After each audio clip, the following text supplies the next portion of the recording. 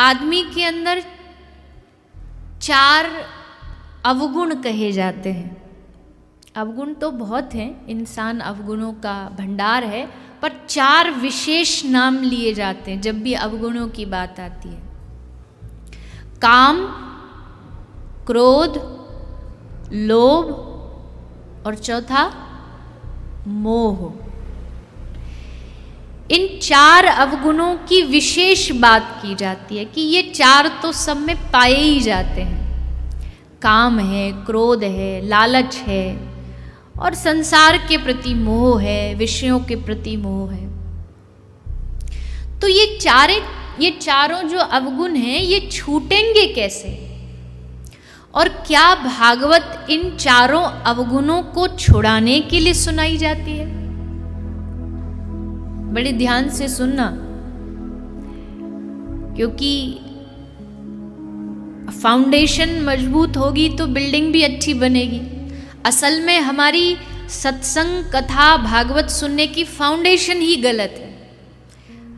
हमारी नींव ही इस रूप में रख दी गई थी कि भागवत सुनने से काम बन जाते हैं, ऐसा बन जाता है।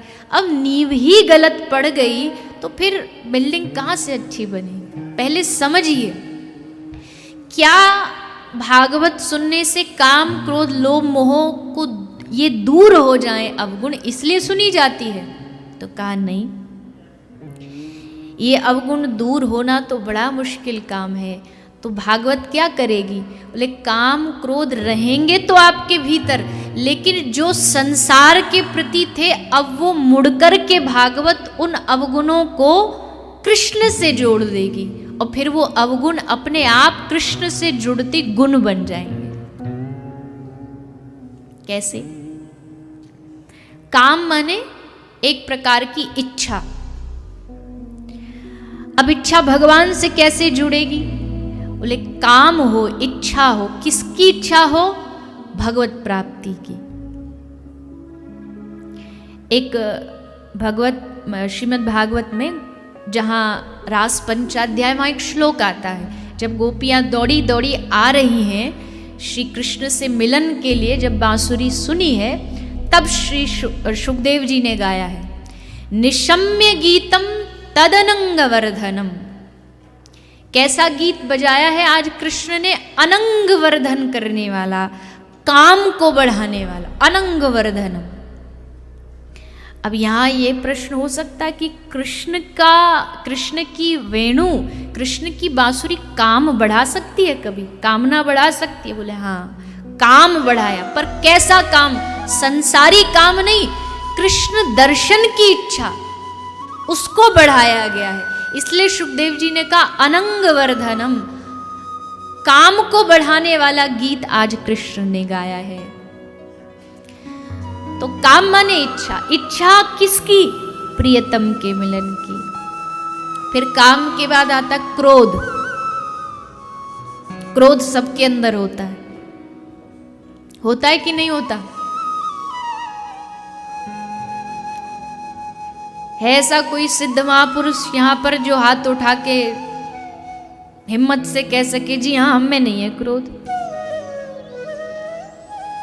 हमने क्रोध को जीत लिया?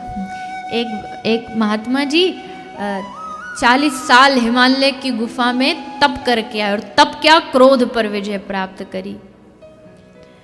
तपस्या करके आ गए बिहारी जी के मंदिर में। बिहारी जी के मंदिर तो आपको पता है कितनी भीड़ होती है वहाँ। कौन किसको, कोई वीआईपी सब कोने में धरे रह जाते हैं, सब एक दूसरे को धक्का देते हैं। तो किसी का पाँव वो बाबा के पाँव पे चढ़ गया तो बाबा एकदम गुस्से में बोले, खबरदार, तुझे पता नहीं मैं कौन हूँ?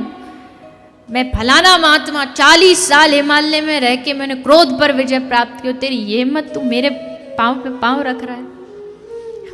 भक्त बड़ा हंसा, बोले वाह महात्मा जी, 40 साल में आपने ये विजय प्राप्त करी कि पाँव पे पाँव धर दिया तो आप आग बबूला हो गए।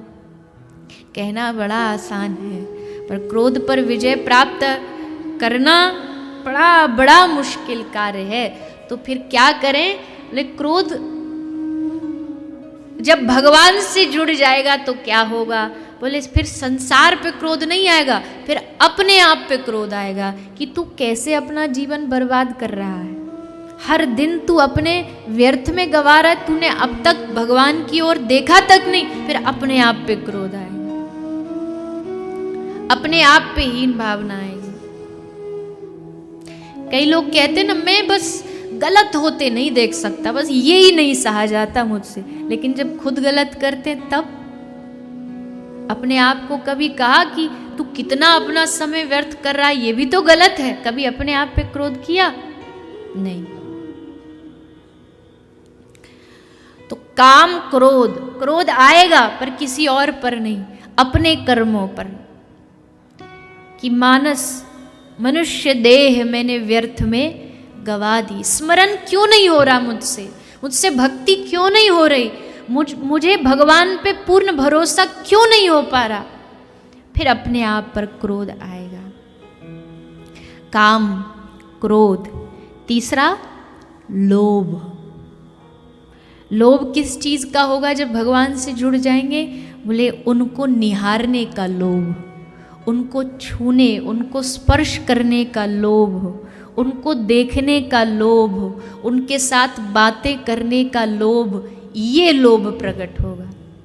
फिर संसारी लोभ लुप्त हो जाएंगे, फिर भगवान को प्राप्त करने का, उनसे बातें करने का मन में लालच जागेगा, वृंदावन आने का लोभ जागेगा कि हे बिहारी जी, हे राधा रमन जी, हे श्री जी, हमें वृंदावन बुला लो, हमें वृंदावन बसा लो, फिर ये लोभ जागेगा। काम, क्रोध, लोभ, और तीसरा है मोह। मोह होगा पर किससे होगा? ले एकमात्र अपने प्रियतम से मोह होगा, और वहां तो मोह होना भी संसार सागर से पार करा देता है। भगवान से जिसका मोह हो गया, जैसे एक माँ का अपने छोटे से बालक से मोह होता है, एक लोभी का धन से मोह होता है। यही तो कहते हैं बाबा तुलसीदास जी, काम ही नारी प्यारी जिमी, लोभ ही प्रिय जिमी दाम, तिमी रघुनाथ निरंतर, प्रिय लागहु मोहि राम। इतना दे दो बस मुझे। क्या? बोले जैसे कामी को नारी बड़ी अच्छी लगती है, एक लोभी को पैसा बड़ा अच्छा लगता है, हे रघुनाथ वैसा ही मुझे आपसे प्रेम हो जाए, ऐसा मोह हो जाए कि छूटे नहीं। जैसे किसी लोभी को धन से, दाम से प्यार हो जाए, तो आप कितनी भी कोशिश कर लो, उससे कितना भी कह लो भैया थोड़ा बहुत दान देना चाहिए, पर उसको तो इतना मोह की मुट्ठी से छोड़ता नहीं।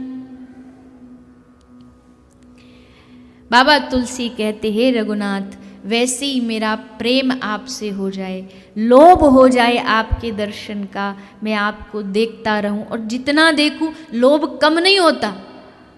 मान लीजिए आपका टारगेट है कि हम 1 लाख रुपया महीना में कमाएं, तो क्या 1 लाख कमाने के बाद मन शांत हो जाता है कि अब इससे ज्यादा नहीं कमाना? हाँ कि नहीं?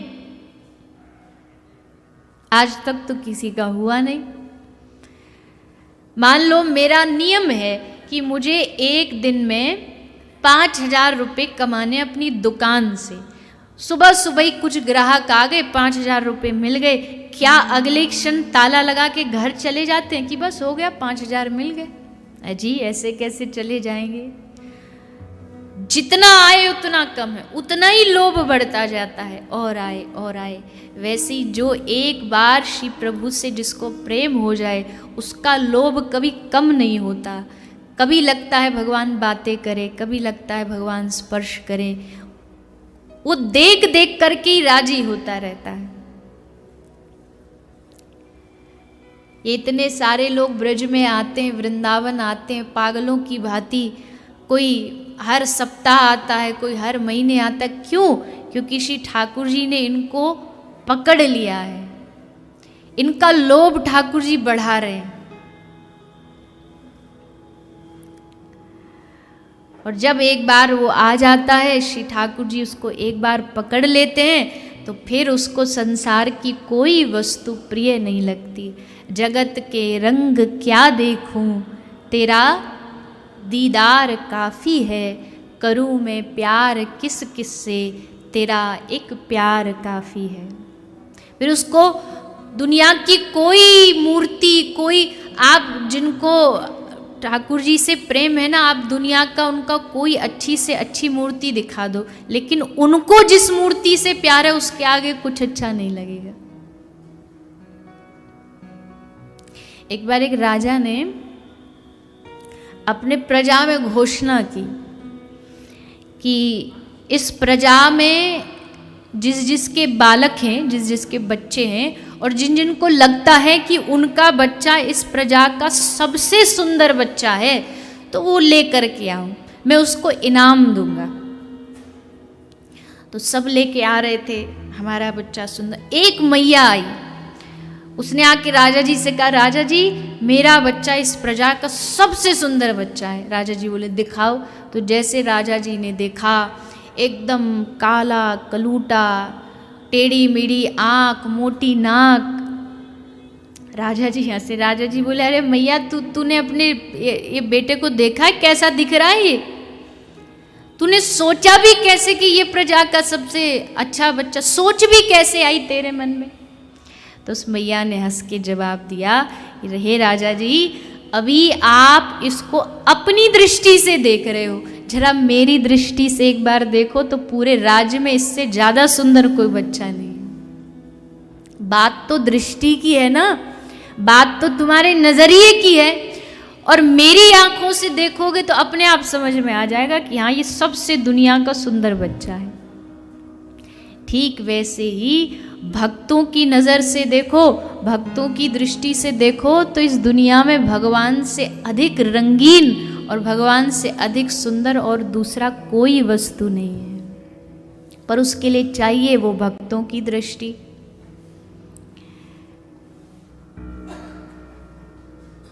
तो काम, क्रोध, लोभ, मोह, ये चारों जो हैं ये भगवान से जुड़कर अवगुण भी गुण में बदल जाते हैं।